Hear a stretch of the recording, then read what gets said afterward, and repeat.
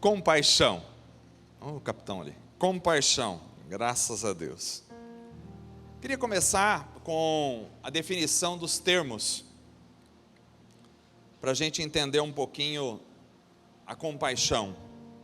Primeiro definindo os termos, depois entrando para uma área um pouquinho árida da filosofia grega, só para a gente construir a ideia, para a gente entender a compaixão. Essa palavra é maravilhosa, né? Compaixão. Quando o Cacá me disse o tema, eu fiquei, meu Deus do céu, agora eu estou perdido. Falar isso aí em pouco tempo não vai ser um grande desafio. Mas o que é compaixão? Compaixão é uma palavra que no grego, originalmente, ela denotava as entranhas, denotava as partes internas de um sacrifício. Mais propriamente eram as partes nobres de um sacrifício, ou seja, o coração, o fígado, os rins e os pulmões, que eram separados no sacrifício e que eram consumidos pelos participantes no começo das refeições sacrificiais. Então, eles utilizavam a palavra que a gente traduz como compaixão para falar desses elementos internos. Os gregos sustentavam que eles eram, esses órgãos internos, eram a sede das emoções, especialmente da ira, da ansiedade, do medo e até mesmo do amor. Acho que nós entendemos um pouco disso quando a gente fica apaixonado, que a gente, quando conhece uma pessoa, tem que ficar mais próximo isso, quando lá eles resolveram assim, colocaram um microfone aqui, porque toda hora eu faço assim. Então, eles acreditavam que os órgãos internos eram responsáveis por todas essas emoções, eram a sede das emoções. Quando a gente fica apaixonado, a gente sente às vezes o que a gente chama de frio na barriga, né? Quando vê a pessoa, né? Dá aquele friozinho assim, aquele gelo. Acho que a gente está ligado a esse mundo grego de alguma forma.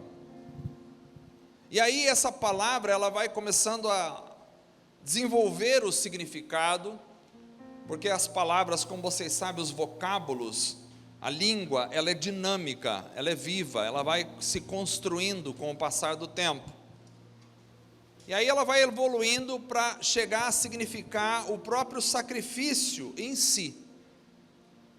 Por volta do século V a.C., o termo aí começa a ser utilizado antropologicamente para significar as partes internas de um ser humano.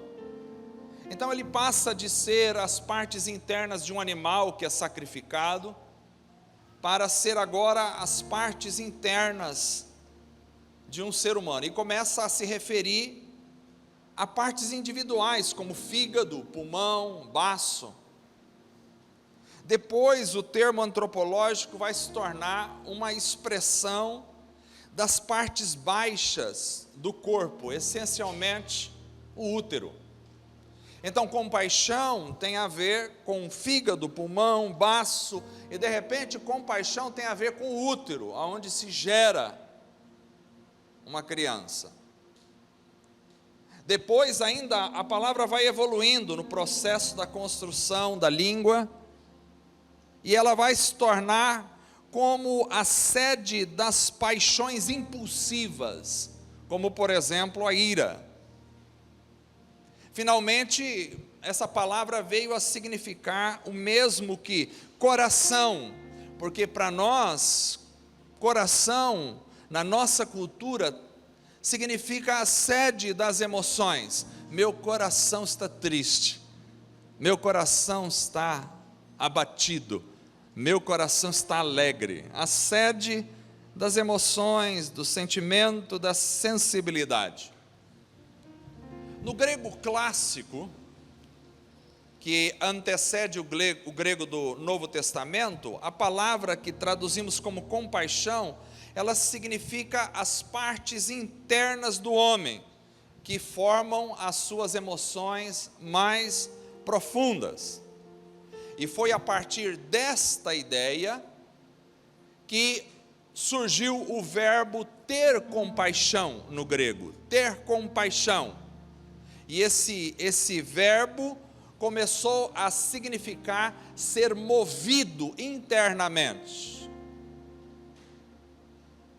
E pela sua própria derivação, pode-se ver que não descreve nenhum sentimento simplesmente de dó comum, mas sim uma emoção que vai comover, que vai mexer com o homem nas suas próprias entranhas, que vai mover dentro de si mesmo, no mais profundo que ele tem do seu ser.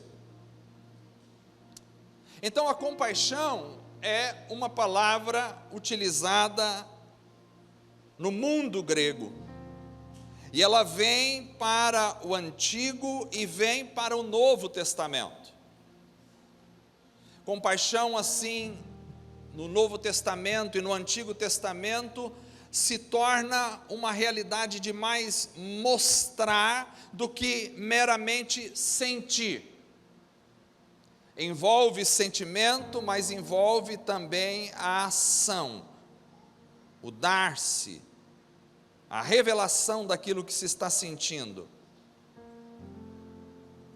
Então, concluindo essa definição do termo, para a gente passar um pouquinho para frente, nós temos a informação de que compaixão vem de entranhas, interioridade. Refere-se aos órgãos internos nobres. E no mundo antigo, os órgãos internos eram vistos como a fonte das emoções. E agora, acredito que a gente precisa dar um passo em direção a um contexto histórico-filosófico. Eu não gosto de citar filosofia nas mensagens, porque eu acho que não é muito o seu lugar. Mas neste contexto específico, eu acredito que tem o seu lugar, para a gente entender um pouquinho e formar a ideia do que nós vamos falar com compaixão. Aqui é um problema teológico, porque, segundo os estoicos eram um grupo de filósofos gregos que começaram a existir por volta do ano 300 a.C. Esses estoicos eram os pensadores superiores daquela época, eram os bambambam da história da filosofia. E é interessante porque, para os estoicos, a característica suprema e essencial de Deus é a apatheia. Apatheia. E com apatheia, eles não queriam dizer a nossa apatia, no sentido de indiferença, mas eles queriam dizer a incapacidade de sentir. Então os estoicos concebiam um Deus sem a capacidade de sentir, ele não pode sentir. Por quê? Porque eles argumentavam da seguinte maneira: se alguém pode sentir tristeza, se alguém pode sentir alegria, significa que outra pessoa pode lhe trazer tristeza e alegria. Ou seja, uma pessoa pode afetá-lo com tristeza e com alegria. Uma pessoa de fora pode alterar os seus sentimentos, pode torná-lo alegre ou pode torná-lo triste. E isso significa que aquela pessoa de fora teria o poder sobre ele. Portanto, pelo menos naquele momento, aquela pessoa seria maior ou teria um certo controle sobre o outro. Eu acho que é assim. Eu gosto do mundo dos militares. Eu vejo o capitão ali, me adaptei muito ao mundo dos militares. Não sei se que meu pai era militar quando eu nasci, eu tenho essa paixão aí lá enrustida na minha alma. Nunca fui militar, meu pai queria que eu tivesse entrado para a polícia, mas Deus tinha outros planos. Mas eu gosto do mundo dos militares. Mas uma coisa que eu vejo no mundo dos militares, outra hora o capitão pode confirmar para vocês isso aí, é que no mundo militar, os homens e até as mulheres, elas não conseguem ou não podem demonstrar sentimentos. Não é que não pode, me parece que é culturalmente assim. Dificilmente você vai ver um policial chorando. Não sei se ele já chorou, mas dificilmente você vai ver um policial chorando ou demonstrando qualquer tipo de emoção, porque de alguma forma demonstrar uma emoção pode significar que ele foi afetado por alguma coisa de fora de si mesmo, e isso manteve o controle em si. Ele perdeu um pouco o controle da sua própria realidade. Então, se Deus pudesse sentir, na ideia dos estoicos, se Deus pudesse sentir tristeza ou alegria por causa de qualquer coisa que acontecesse com o homem, isso significaria que o homem poderia afetar Deus, e que o homem teria algum poder sobre a pessoa de Deus. Logo, para os estoicos, Deus não pode ter sentimento. Deus deve existir sem sentimento. Ele deve ser, no sentido técnico da palavra, apático por sua própria natureza. Os gregos acreditavam num Deus que não podia sentir, e para eles não era possível existir um ser divino movido por compaixão. Não era possível.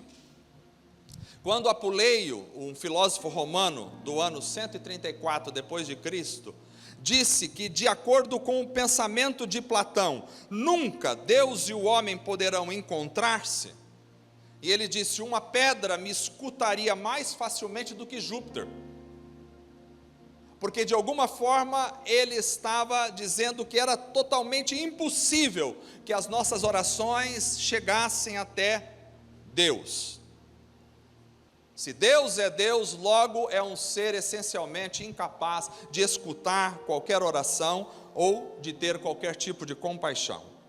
Plutarco, por exemplo, outro filósofo do século I e século II, sustentava que Deus era totalmente superior à manutenção de qualquer contato com o universo, ou seja, segundo o pensamento de Plutarco, era impossível a Deus ser um Deus e ao mesmo tempo ter envolvimento nas questões humanas, ou ser afetado por eles. Deus não podia ter compaixão.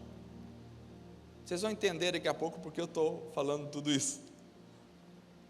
Como consequência disso, os estoicos ensinavam que o homem deve procurar tornar-se como Deus e não ter emoções. Foi eles que deram origem aos militares, brincadeira. Se um homem queria paz, eles diziam, se um homem queria ter tranquilidade na vida, ele devia banir da sua mente todo o sentimento e toda a emoção.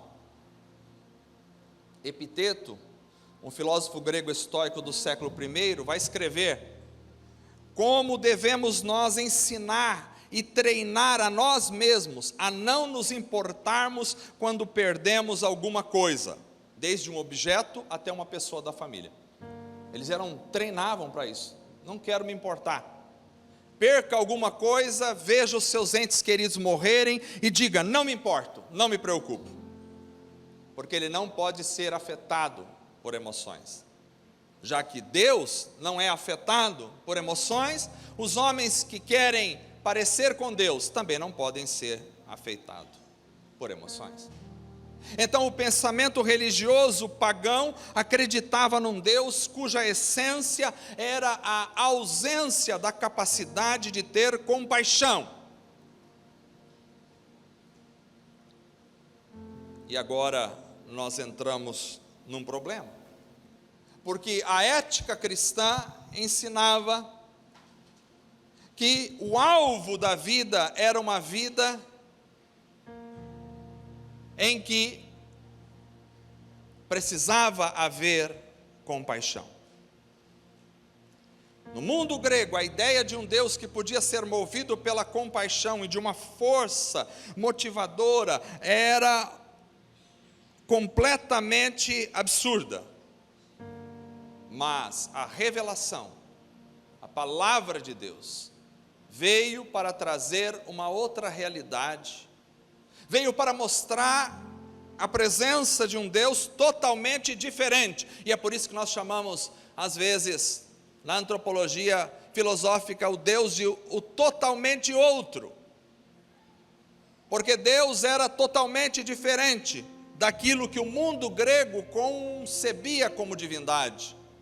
Por isso a palavra da cruz é loucura para os que perecem, diz Paulo em 1 Coríntios capítulo 1, verso 18, a palavra da cruz é loucura para os que perecem, mas para nós que somos salvos é o quê? Poder de Deus. Era loucura, porque era loucura Deus se manifestar com qualquer tipo de sentimento. Deus não pode ter sentimento, senão Ele não é poderoso, Ele é afetado por aquilo que acontece aqui na terra. É interessante observarmos que compaixão fala de entranhas.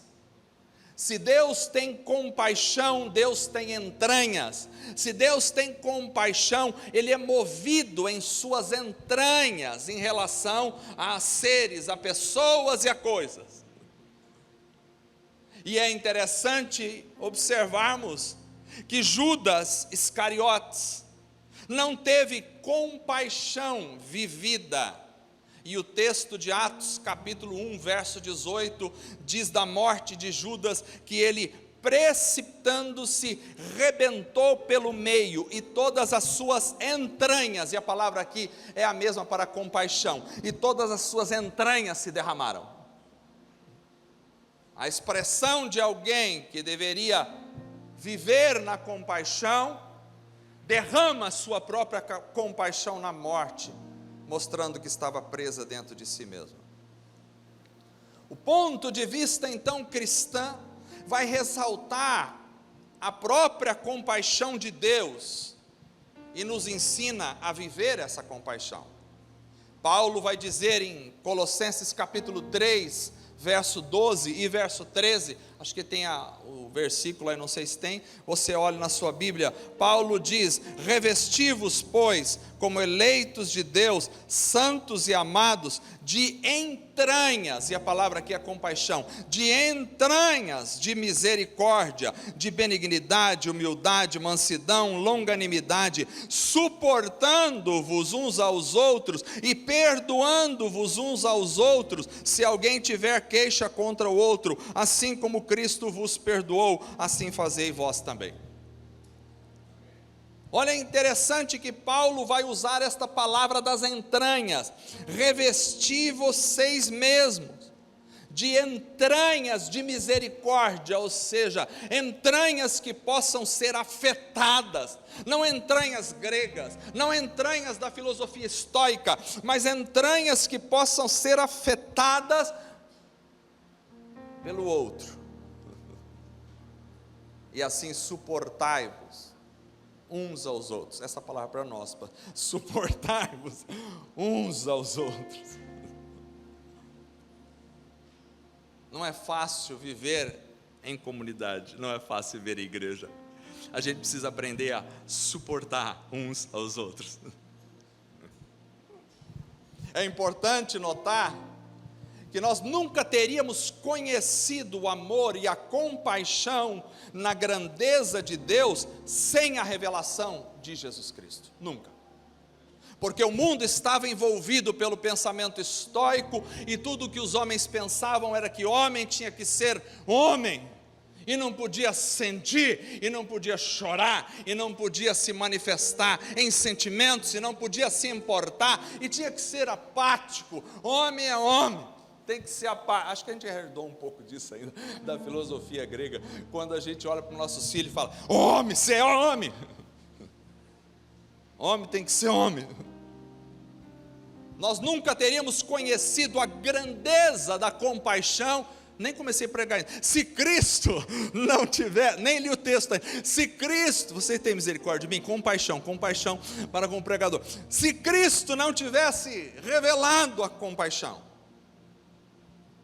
de Jesus é dito frequentemente e de modo tão assombroso que ele era movido pela compaixão. A compaixão não é algo só do Novo Testamento, a compaixão está no Deus do Antigo Testamento, que é o mesmo Deus do Novo Testamento.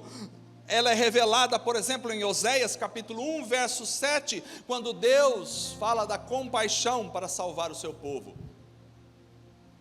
A compaixão de Deus é revelada também ao perdoar o pecado do seu povo. Em Deuteronômio capítulo 30, verso 1, diz que quando Israel pecasse e fosse para o cativeiro, e depois Israel se convertesse, o Senhor teria compaixão deles, porque Deus é um Deus compassivo. Mas aí vem a revelação mais profunda, a revelação maior, quando Jesus Cristo nos traz a concretização, a personificação da compaixão. Os evangelhos falam de Jesus tendo compaixão. Jesus tem compaixão pelos perdidos, em Mateus capítulo 9, verso 36, quando ele teve grande compaixão da multidão, porque andavam cansados e desgarrados, como ovelhas que não têm pastor. Jesus tem compaixão pelos enfermos, em Mateus 14, 14, quando ele, possuído de íntima compaixão para com a multidão, curou os seus enfermos. Jesus tem compaixão do cego quando lhe abre os olhos. Jesus tem compaixão do leproso quando lhe toca e lhe cura. Jesus tem compaixão pelos famintos, quando em Mateus 15, 32, ele com compaixão da multidão que estava faminta, multiplicou pães e peixes. Jesus mostra a compaixão de um senhor pelo seu servo devedor, em Mateus 18, 27, quando ele conta sobre um homem que devia muito para o outro, e não tinha com que pagar, e esse senhor teve compaixão e perdoou-lhe a dívida. Em Lucas capítulo 7, verso 13 e verso 14, Jesus moveu-se de íntima compaixão pela viúva de Naim e ressuscitou seu filho. Jesus tem compaixão por um pai e por seu filho, em Lucas capítulo 15, verso 20. Ele é o pai que tem compaixão pelo filho, quando o filho retorna da sua jornada de desvio e correndo, com compaixão, lançou-se-lhe ao pescoço e o beijou. Jesus também tem compaixão pelos presos de Satanás, quando em Marcos capítulo 9, verso 22, ele libertou aquele menino que estava endemoniado, e o pai disse: tenha compaixão de nós, e ele teve compaixão.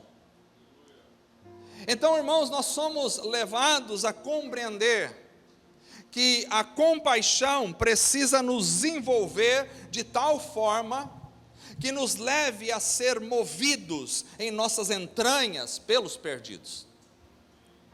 A compaixão precisa nos mover em nossas entranhas pelos enfermos.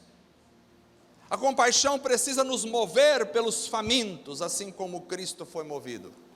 A compaixão precisa nos mover pelos que precisam de perdão, assim como Cristo foi movido. A compaixão precisa nos mover interiormente pelos que carregam o seu luto, assim como Cristo foi movido. A compaixão precisa nos mover pelos que retornam à casa do Pai, assim como o Pai foi movido ao ver seu filho ao longe. A compaixão precisa nos mover pelos presos por Satanás, assim como Cristo foi movido. Porque Paulo diz em Colossenses 3,12: revesti-vos, pois, como eleitos de Deus, santos e amados, de entranhas de misericórdia, de benignidade, humildade, mansidão e longanimidade. E aí vem a pergunta: Como então se revestir destas entranhas de misericórdia? E aqui começa a mensagem, e aqui termina a mensagem. Lucas capítulo 10, eu gostaria que você abrisse o texto. Presta atenção que essa é a última vez que o Cacá me convida a pregar. Compaixão. Lucas capítulo 10, verso 25. Eu sei que vocês já... Perguntei para Murilo, o que o pastor... Eu não pude vir ontem. O que o pastor pregou ontem? E ele disse, a parábola do samaritano. Eu disse, aleluia. Vou pregar a mesma coisa. Já estava feita. Não dava tempo de desfazer. Aleluia. Ainda bem que eu não vim, eu não sei o que ele falou, então eu vou falar o que eu tinha que falar. Lucas capítulo 10, verso 25, até o verso 37 diz assim: eis que se levantou um certo doutor da lei, tentando, e dizendo, mestre, que farei para herdar a vida eterna? E ele lhe disse, que está escrito na lei, como lês? E respondendo ele disse, amarás ao Senhor teu Deus de todo o teu coração, de toda a tua alma, de todas as tuas forças, de todo o teu entendimento, e ao teu próximo como a ti mesmo. E disse-lhe, respondeste bem, faze isto e viverás. E ele, porém, querendo justificar-se a si mesmo, disse a Jesus, e quem é o meu próximo? E respondendo Jesus disse, descia um homem de Jerusalém para Jericó, e caiu na mão dos salteadores, os quais o despojaram, e espancando, se retiraram, deixando-o meio morto. E ocasionalmente descia pelo mesmo caminho certo sacerdote, e vendo-o passou de largo. E de igual modo também um levita, chegando àquele lugar, e vendo-o passou de largo. Mas um samaritano, que ia de viagem, chegou ao pé dele, e vendo, moveu-se de íntima compaixão. Compaixão. E aproximando-se, atou-lhe as feridas, deitando-lhes azeite e vinho, e pondo sobre o seu animal, levou-o para uma estalagem, e curou, e cuidou dele. E partindo no outro dia, tirou 2 dinheiros, deu aos hospedeiros e disse-lhe, cuida dele, e tudo o que demais gastastes, eu te pagarei quando voltar. Qual, pois, destes 3 te parece que foi o próximo daquele que caiu na mão dos salteadores? E ele disse, o que usou de misericórdia para com ele. Disse, pois, Jesus, vai e faze da mesma maneira. Amados, aqui nós vemos um texto maravilhoso. É interessante porque descia um homem de Jerusalém para Jericó. Era uma descida. Esse homem não tem nome, esse homem não tem identidade. Como é que ele se chama? Ninguém sabe. Qual é a sua profissão? Ninguém sabe. Qual é a sua condição financeira? Ninguém sabe. Qual é a sua condição cultural? Ninguém sabe. Qual é a sua condição étnica? Ninguém sabe. Descia um homem, e no meio do caminho, ele foi brutalmente atacado por salteadores, que não só lhe roubaram tudo, mas deixaram meio morto de tanto espancá-lo. Eu começo a pensar, quem é este homem que desceu? Quem é este homem? Eu acredito que este homem sou eu e você. Um dia nós descíamos pela estrada da vida, mas o pecado se assenhorou de nós, e o inferno nos espancou, e o mundo nos roubou, e nós ficamos jogados à beira da estrada, caídos, sem nada, roubados, assaltados, destruídos, feridos, arrebentados. violentados, meio morto, lá estávamos nós. Nós íamos e fomos assaltados. Deus nos fez em Adão, mas Adão deu lugar ao pecado, e o pecado assaltou, espancou e destruiu a humanidade. O pecado nos roubou, ficamos nus, miseráveis, desgraçados, à beira da vida e destruídos. Mas aí veio a religião, e a religião passou, mas a religião não pôde nos ajudar, ela passou de largo. O sacerdote e o levita, que representavam os expoentes da religião na época, passaram e não puderam fazer nada por aquele que estava caído, passaram de largo. Sabe por quê? Porque não é a religião a solução da minha vida e da sua vida. A religião pode nos encher de regras, de dogmas, pode nos encher de cultura, de intelectualidade, mas ela não transforma a vida de uma pessoa. A religião ensina regras, dá listas do que fazer e do que não fazer. A religião ensina formas litúrgicas, formas de culto. A religião ensina a dar o dízimo, ensina a ler a Bíblia. A religião ensina a participar da ceia. A religião ensina uma série de coisas, mas ela não tem o poder de libertar, não tem o poder de curar, não tem o poder de transformar. Muitos estão carregados de religião, mas continuam nus, caídos, destruídos, acabados, feridos. A religião ensina comportamentos, mas a vida de Jesus liberta.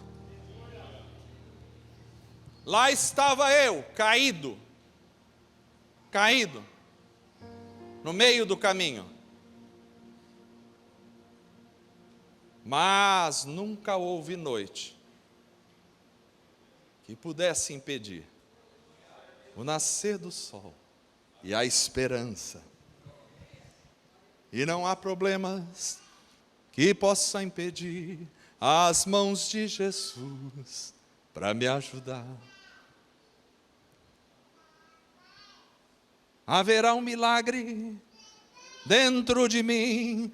Vem descendo o rio para me dar a vida, este rio que emana lá da cruz, do lado de Jesus. Haverá um milagre dentro de mim, vem descendo o rio para me dar a vida, este rio que emana lá da cruz, ao lado de Jesus. Aquilo que parecia impossível, aquilo que parecia não ter saída, aquilo que parecia ser minha morte, mas Jesus mudou minha sorte. Sou um milagre, estou aqui. Aleluia.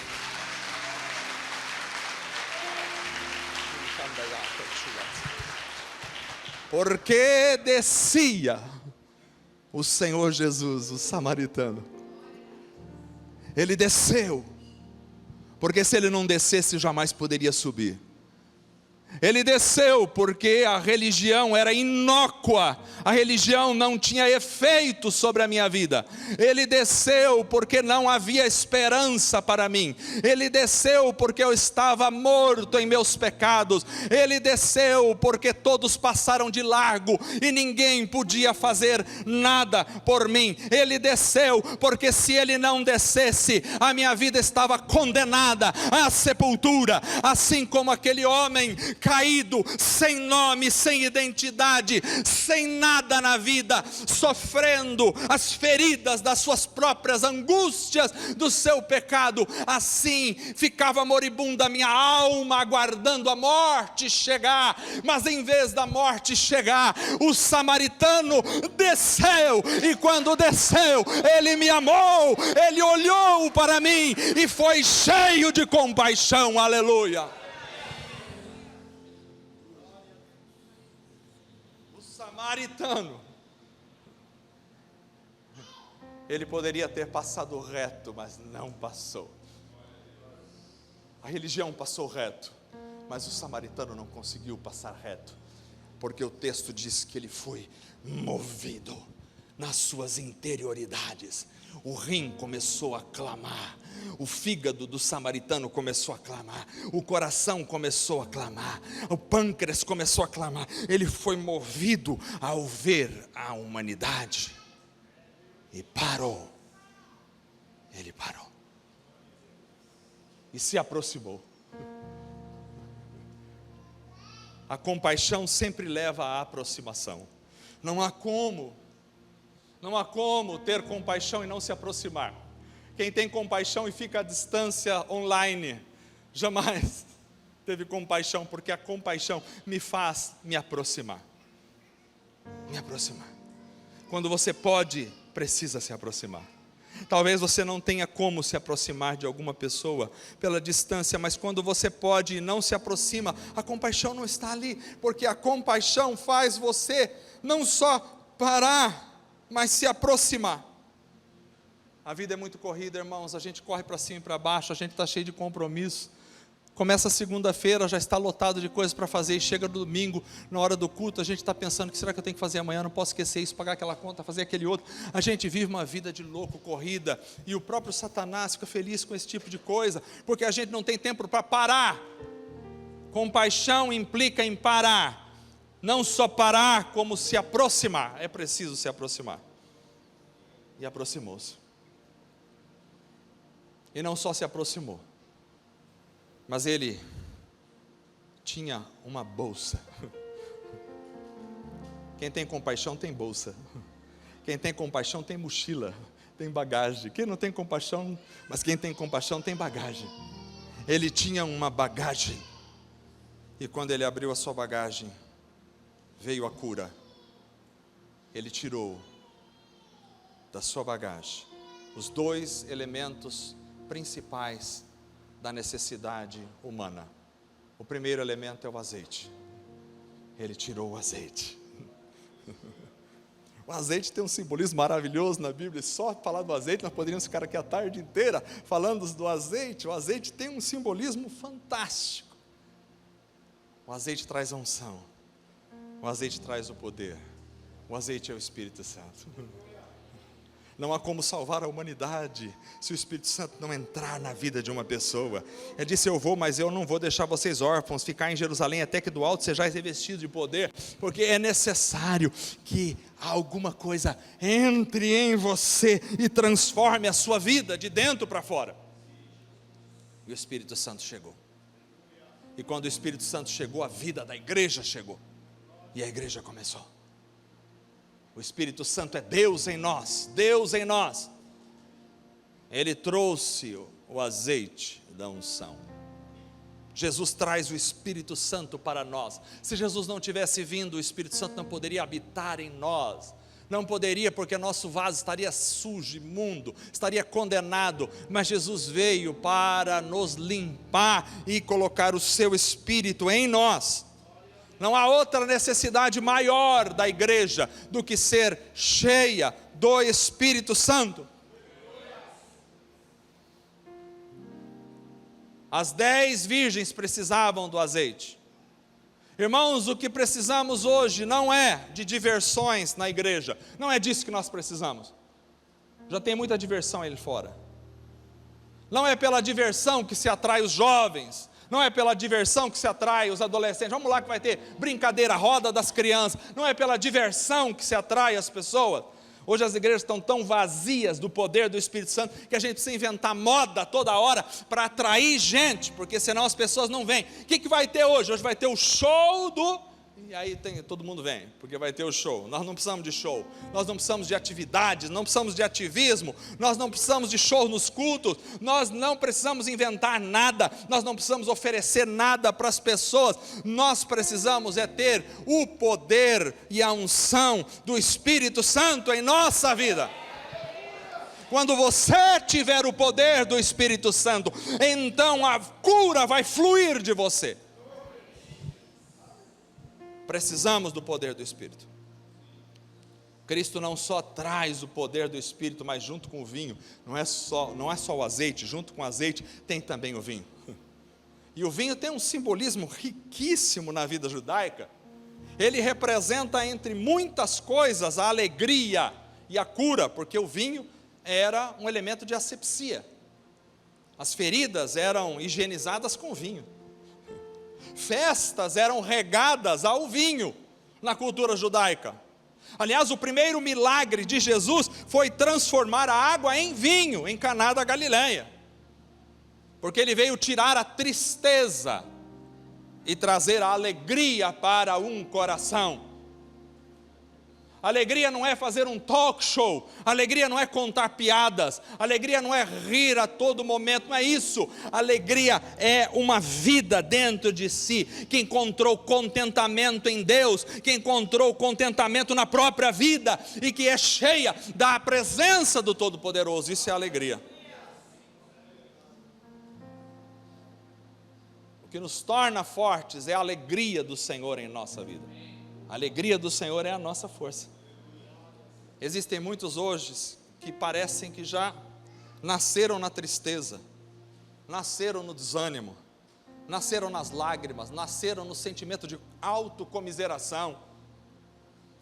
Tenho prazer no sentimento de autocomiseração, que todo mundo tenha pena de mim, que todo mundo tenha dó de mim. Olha como é que eu sou, acabado, destruído. Tem muita gente que já parece que se alimenta e se retroalimenta de toda essa realidade da angústia, da amargura. Mas Filipenses capítulo 4, verso 4 diz: regozijai-vos sempre no Senhor. Outra vez digo, regozijai-vos no Senhor.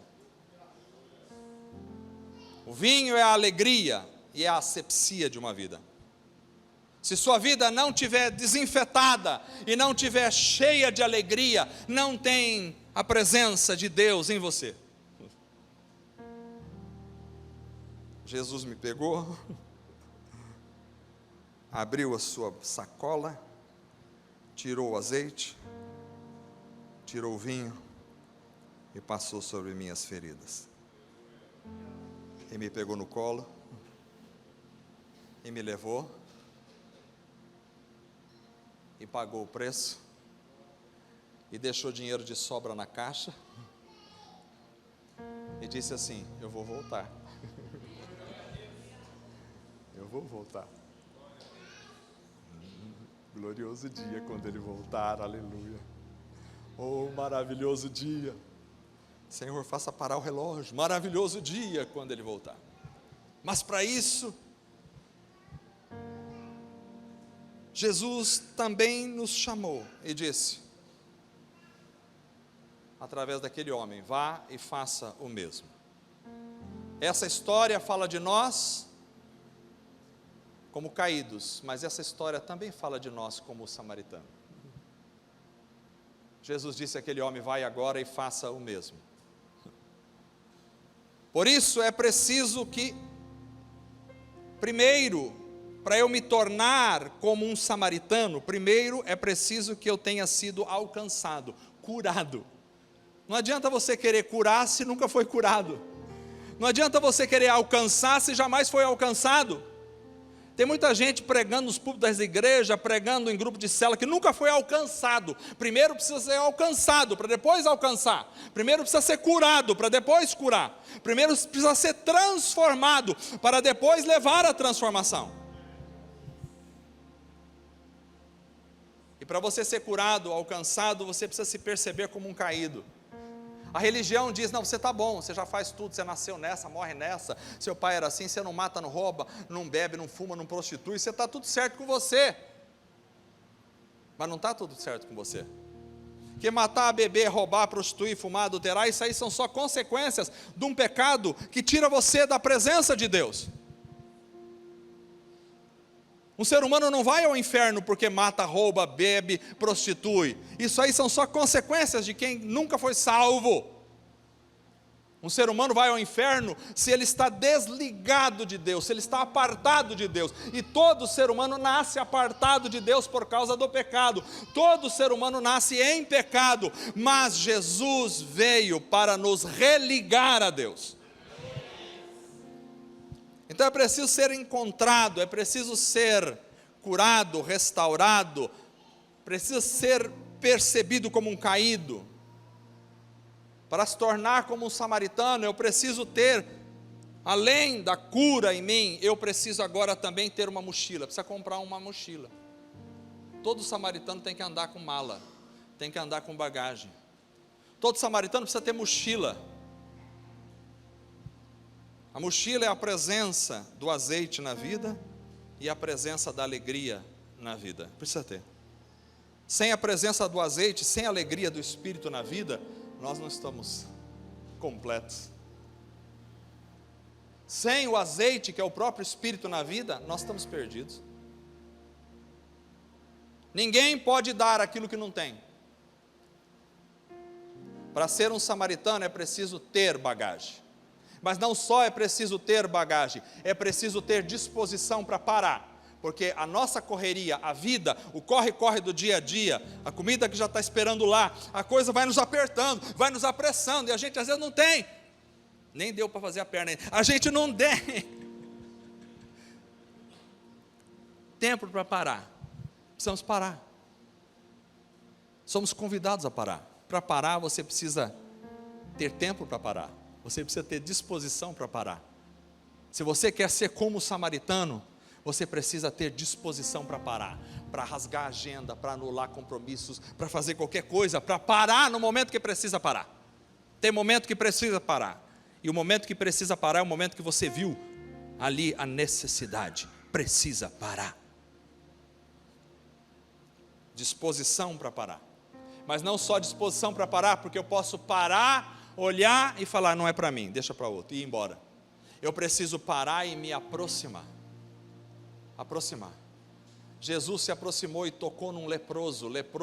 Lepra era uma doença contagiosa e ninguém podia tocar num leproso. Havia os leprosários que eram elementos separados da sociedade. Ninguém podia chegar perto de um leproso, e quando um leproso andasse, ele teria que gritar, leproso, leproso, para todo mundo sair correndo. Havia um pavor da lepra. Ninguém podia chegar perto de um leproso, muito menos tocar num leproso. Mas Jesus não só chegou perto, mas Jesus tocou no leproso, e ao invés da lepra chegar em Jesus, a cura de Jesus chegou na lepra e destruiu a lepra daquele homem.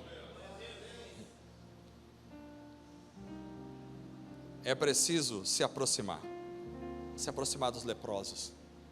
Leprosos aqui pode colocar qualquer categoria de pessoas, ricas ou pobres, miseráveis ou com dinheiro, intelectuais ou incultos. Todos são pecadores. Todos estão manchados pela lepra do pecado. É preciso se aproximar, porque estão caídos. E é preciso trazer na bagagem o azeite. Compaixão só se expressa poderosamente com azeite, poder do Espírito Santo. Crente sem o poder do Espírito Santo é um carro sem gasolina, sem combustível. Crente sem o poder do Espírito Santo é um pássaro sem asas. Nós precisamos da unção do Espírito Santo, o poder do Espírito Santo sobre nós. Não só o azeite, precisamos da bagagem, o vinho. O vinho é a alegria. Crente tem que ter alegria. Crente tem que ser feliz, irmãos. Crente não pode viver na angústia, na amargura da alma. Crente não pode viver praguejando e reclamando e murmurando da vida.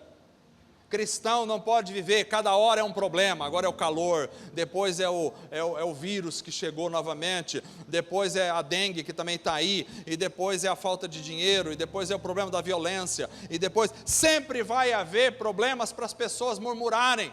Mas o cristão, ele tem que se policiar, porque o cristão precisa viver na alegria do Espírito de Deus. Encha a tua alma com a palavra da alegria do Senhor. É preciso ter vinho, mas também é preciso dar a montaria e gastar o dinheiro. É preciso. Às vezes a gente não para porque parar dá prejuízo. Parar é prejuízo. Prejuízo financeiro. Parar é prejuízo. Porque se não parar, você vai continuar com o dinheiro na carteira, mas se você parar, você tem que tirar os 2 e deixar lá. Parar vai gastar. E parar significa também dar a sua montaria e ir a pé. Às vezes você está muito bem montado, mas às vezes precisa dar a sua montaria e caminhar a pé de alguma forma. Porque o outro está precisando mais da montaria do que você. Precisa entregar. Agora os pastores vão dizer, aleluia, o pregador vai dizer, entregue tudo para a igreja na mão do pastor. Não! Eu sei que aqui não é assim. Se tiver que entregar, entrega também, mas parar, acudir, estender a mão, compartilhar. Primeira Epístola de João, capítulo 3, verso 17 diz, quem pois tiver bens do mundo, e vendo o seu irmão necessitado, lhe cerrar as suas entranhas, e a palavra aqui é a mesma para compaixão, lhe cerrar a sua compaixão, como estará nele o amor de Deus? É preciso entregar. Mas também é preciso levar à hospedaria. Compaixão exerce cuidados, exige cuidados. Não é assim, bom, passei o óleo, passei o azeite, agora cada um por si, Deus para todos. Não, não é assim. Tem que cuidar. Tem que levar na hospedaria. Tem que levar na hospedaria. E muitas vezes é preciso voltar. Olha aqui, eu vou, mas eu volto. Às vezes a gente não volta. A gente está tão ocupado, a gente já fiz por esse, eu vou para outro. A gente não volta nunca mais a gente volta. Precisa voltar. Sempre voltar. Sempre voltar. Que Deus abençoe os irmãos. Passei da hora, 10 minutinhos, me perdão. Com compaixão, pastor, me perdoe. Vamos ficar de pé para a gente orar. Senhor Deus, que essa palavra fique em nosso coração. Que a presença do Senhor nos fortaleça a cada dia, nos dê sabedoria e graça. Que possamos amar como samaritano, para a glória do Senhor. Em nome de Jesus. Amém.